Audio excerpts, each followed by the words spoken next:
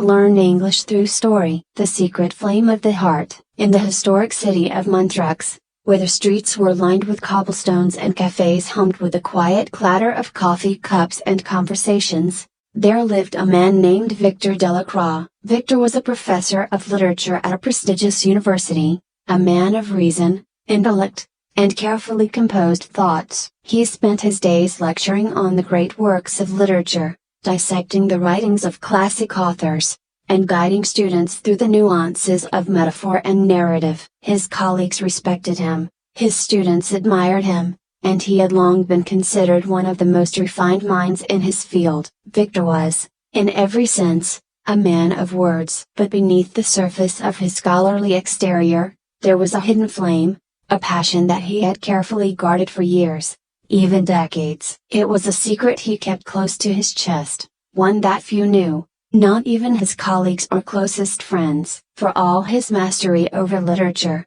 Victor had another, deeper desire, one that consumed him silently. He was a musician. As a young man, Victor had fallen in love with music, particularly the piano. He had grown up in a modest home where his mother played the piano each evening, filling the house with melodies that seemed to wrap around his heart. Music, for him, was more than entertainment. It was a language of emotion, something beyond the reach of words. While he excelled academically and pursued his literary career, Victor's heart had always been tethered to the piano. He played in secret, often in the late hours of the night, when the world was asleep, and his apartment was filled only with the soft notes of his music. His passion for music had never left him, but it had always remained a private affair. His life as a professor consumed him, and he convinced himself that it was too late to pursue anything more than a casual hobby. After all, what place did music have in the life of a literary scholar? His colleagues valued intellect and analysis, not the abstract beauty of music. And so, Victor's secret flame continued to burn quietly, unnoticed by the outside world. One evening, as the autumn leaves fell gently onto the streets of Montreux, Victor attended a faculty dinner at the home of a colleague. The evening was pleasant, filled with the usual small talk and academic discussions, but as the night wore on, Victor found himself drifting from the conversation. The room was filled with voices, yet his mind was elsewhere, lost in the soft, haunting melody of a piece he had been practicing the night before. The evening was nearly over when his colleague's wife, a violinist with the local symphony, began speaking about an upcoming charity event. "We're hosting a benefit concert the next month," she explained, her eyes sparkling with excitement. "It's to raise money for the children's hospital. We're inviting musicians from the community to perform." Victor listened, intrigued, though he remained silent. He had always admired the way musicians could express emotion without words. For them, music was a form of communication, and he envied their ability to speak directly to the soul. The conversation continued, with his colleague's wife asking if anyone knew of talented amateur musicians who might be interested in contributing to the event. "Victor, you play the piano, don't you?" It was an innocent question, but it stopped him cold. Victor blinked, his mind racing. "Yes, I play a little," he said, downplaying the truth. "Wonderful!" she exclaimed. "You should perform at the benefit. We could use a good pianist." The thought of performing in front of others, of exposing the secret passion he had kept hidden for so long, filled Victor with both excitement and dread. His hands had always played for an audience of engliah himself. The idea of sharing that part of his soul with others terrified him. But as the conversation moved on and the evening came to a close, the seed had been planted. That night, Victor returned to his apartment and sat at his piano. The familiar touch of the keys beneath his fingers brought him comfort, as it always did. He began to play, softly at first, letting the music fill the empty room. As the notes swirled around him, he thought about the invitation to perform. The more he played, the more he felt the whisper of his long-hidden desire to share this passion, to let the flame burn brighter than it ever had.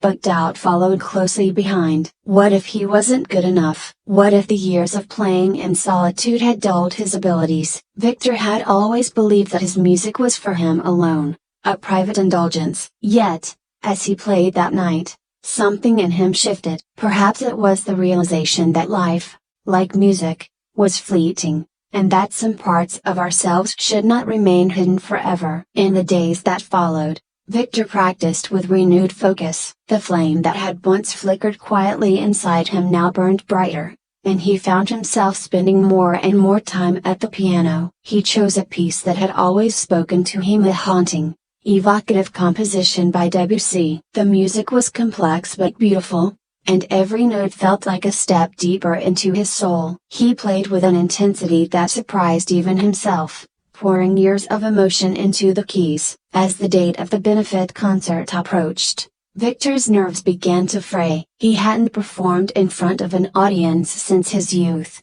and the thought of exposing his secret to the world filled him with anxiety. What if they didn't understand? What if his playing was met with indifference? But deep down, he knew that this was something he had to do, not for anyone else, but for himself. The flame in his heart had grown too strong to ignore. The night of the concert arrived, and the venue was filled with people from the community, faculty members, students, and local residents. Victor sat backstage, his hands trembling slightly as he waited for his turn. He could hear the faint sound of applause as the previous performer finished. Then, it was his time. He walked out onto the stage, the lights bright and disorienting. The grand piano sat in the center, waiting for him. Victor took a deep breath and sat down, his fingers hovering over the keys. For a moment, the world seemed to stand still, and all he could hear was the pounding of his own heart. Then, with a quiet exhale,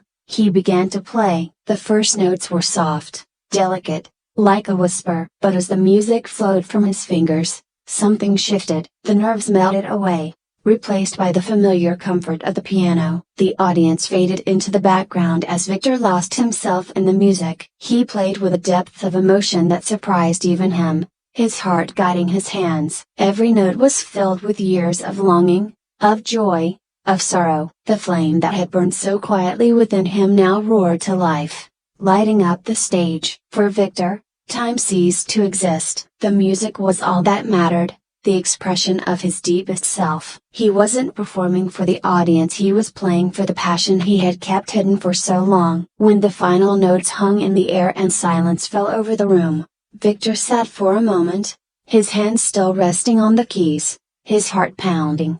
The applause came slowly at first, then grew louder and louder until the room was filled with the sound of appreciation. Victor stood, his eyes scanning the crowd, and for the first time, he saw something he had never expected: understanding. The faces in the audience were not those of critics or skeptics, they were people who had felt the emotion in his music, who had seen a part of him that words could never express.